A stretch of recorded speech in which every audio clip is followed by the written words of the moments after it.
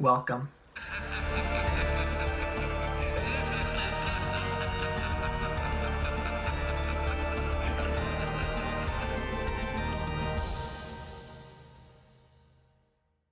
Fear Street, Part 3, 1666, was released in 2021 and was directed by Leigh Janiak. It stars Kiana Madeira and Olivia Welch and is a continuation of Fear Street Part 2. What happens with Sam? What happens with everybody? What happened at the end of Part 2? Where will everything go? What happened in 1666? Who really is Sarah Fear? We find out in this last installment of the series. So before y'all say anything, I'm sorry that this wasn't that this didn't come out on Sunday. As I said, stuff got in the way, and I just had to quickly release 2 videos. So that's why you got Black Widow and Loki. But I've got a whole bunch of movies that I've just watched that are just gonna be firing out quick fire. And yes, I finally watched the movie, and I'm really upset that I had to wait this long to watch it in general.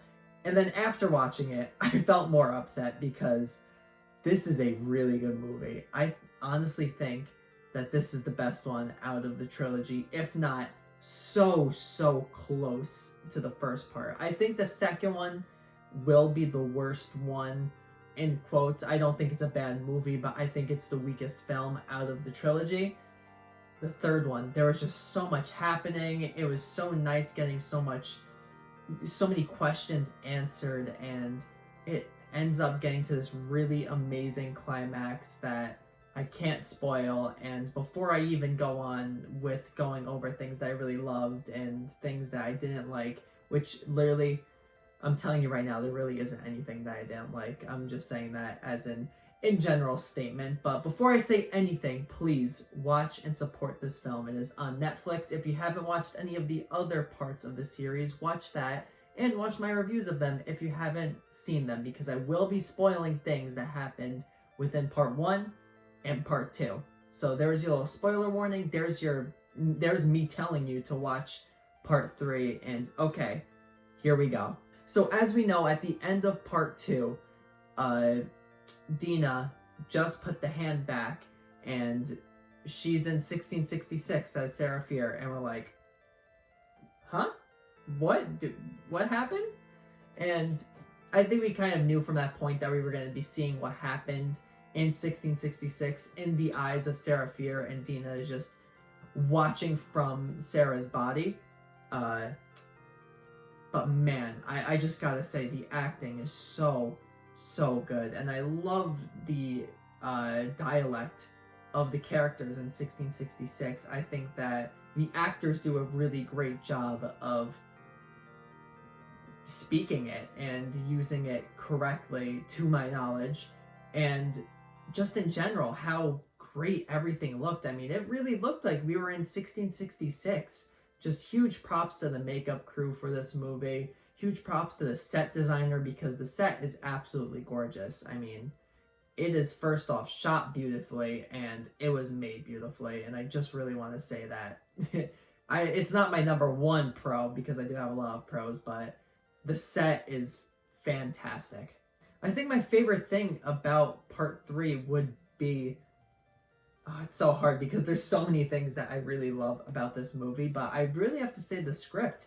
It's really strong, Part 3, and, you know, there's certain things that you could think of like, oh, well, this didn't make sense in Part 2, but it gets explained in Part 3 why it made sense, and there's a specific moment that I'm thinking of that I made fun of happening in the second movie, that now watching the third movie, I was like, oh my god, this makes sense. Oh, that makes sense.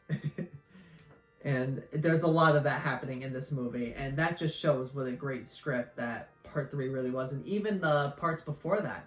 I mean, I thought Part 2 was a little boring, and I still stand by that. I think it is a little bit boring, but it does a great job, Part 3, of explaining things that happened in Part 2 that might have left us a little bit confused, or, you know, why did it happen? Everything basically gets answered. The acting is absolutely phenomenal. I mean, I love the message that this movie is trying to promote, and it's just overall such an enjoyable thing. Film, such an enjoyable thing. such an enjoyable film that I think many people will love and will be talking about for a few years to come. With all that being said, I know I have to mention my one issue that I have with this movie, and it's the same as part 2, except I think it was improved upon a little bit, and it's the lighting. I get why it's so dark. I really get why the film is shot to be so dark, but just a little bit, I need a little bit more light, just a little bit more. It was a good contrast from the second one to this one, because that one I could barely see anything. This one, it was a little bit easier to see, but just a little bit more better light. Please, that's all I ask for. So, overall, I'd give Fear Street Part 3 1666 a 9.25 out of 10. And I do recommend it. I think it is such a great film, and really, I just recommend the whole series. It was so much fun to watch, and I think as a series, I would give it an 8.75 out of 10. So thank you everyone for watching this review, and be on the lookout for more reviews in the future. I've got a bunch of different horror movies that I watched, a bunch of films that just recently came out that I could talk about, so just be on the lookout for all of those reviews. But let's flash forward to the next review.